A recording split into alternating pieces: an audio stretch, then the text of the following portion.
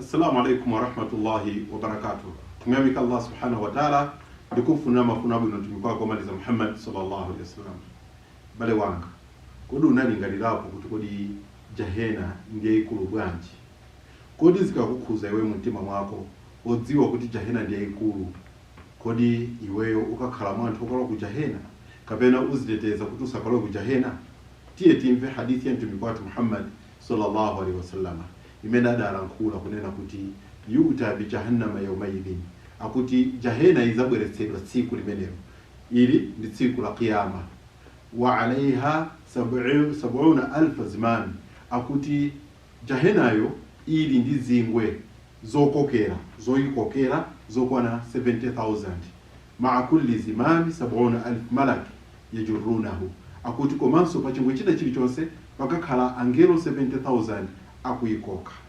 Chabwino tikatenga bwinobwino masamu tidziwa kunena kuti 70,000 times 70,000 ndiye kuti kupasani 4.9 billion.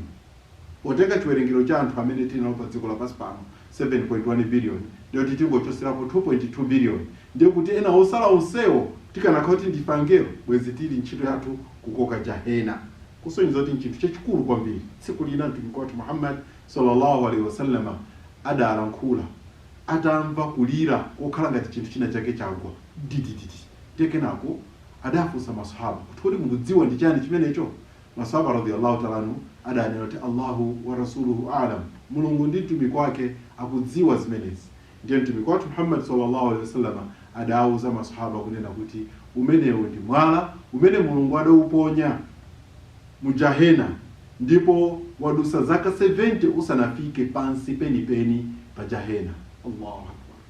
Balongo lemekezeka, iwe ndine tikalingalira kukula kwa jahannama, ndiye kuti ambiri mwa ife tikapezeka kuti Mulungu akatulowesa kumeneko.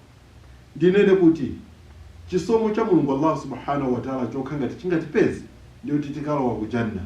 Koma otherwise jahena ndi chinthu chachikulu kwambiri. Talingalira kukula kwa jahannama, kodi iweyo uchita ntchito yanji, uziteteza bwanji kuti usakalowa ku jahannama?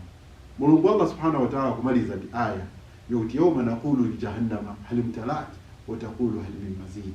Tsiku limene tizalankhula ndi jahena kodi wadzaza, ndipo jahannam izanena kuti ngati pali wonjezera abwere. Subhanallah. Timpempha Allah subhanahu wa ta'ala atitalikitse kuchokera ku ng'anjo imeneyi, ng'anjo ya moto ya jahannam. Wassalamu alaikum wa rahmatullah wa barakatuh.